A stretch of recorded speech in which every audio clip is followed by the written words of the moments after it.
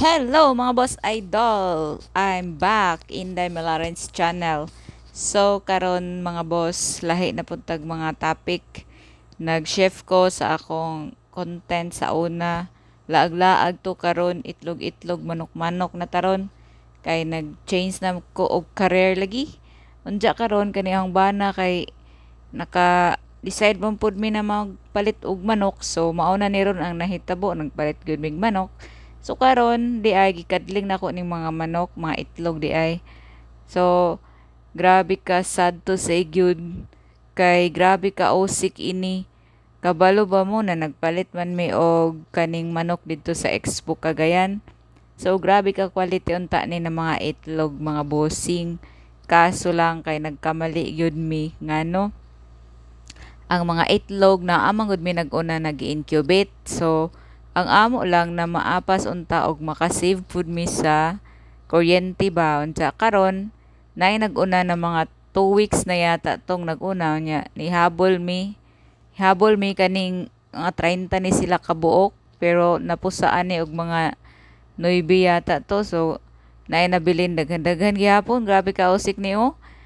Wala gyud siya bali ni kuan ni unsa ni tawag, bali na immature kung sa tao pa ni parang murag na immature ni mga itlog ba wala nila husog ka develop. So sayang gyud kaayo oy, gilubong na lang ni nako dito sa among lupa kay sayang man gyud lisod pod og among kaonon dili po kumukaon na ning may ngani. Di pod mi mukaon oy kay murag basta kay sayang gyud.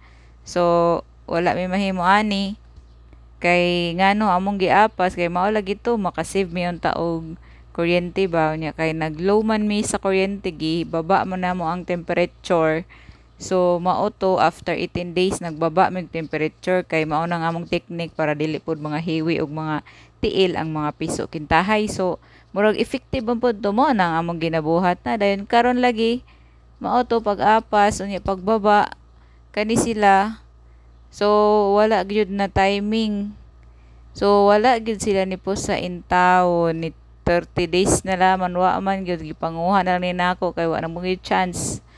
Sayang gyud kaayo. So mga quality ra ba gyud ni siya ng mga itlog o gibalik na na mag 37 pero wa na. Ulahi na.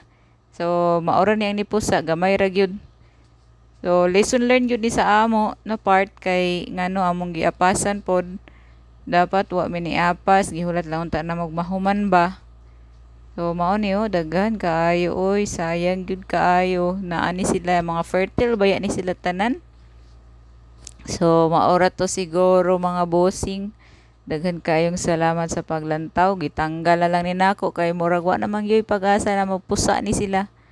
So ako na lang ning gisulod taod-taod kay gisaka na ko dito sa bukid. So maora ni ang napusa mga bossing.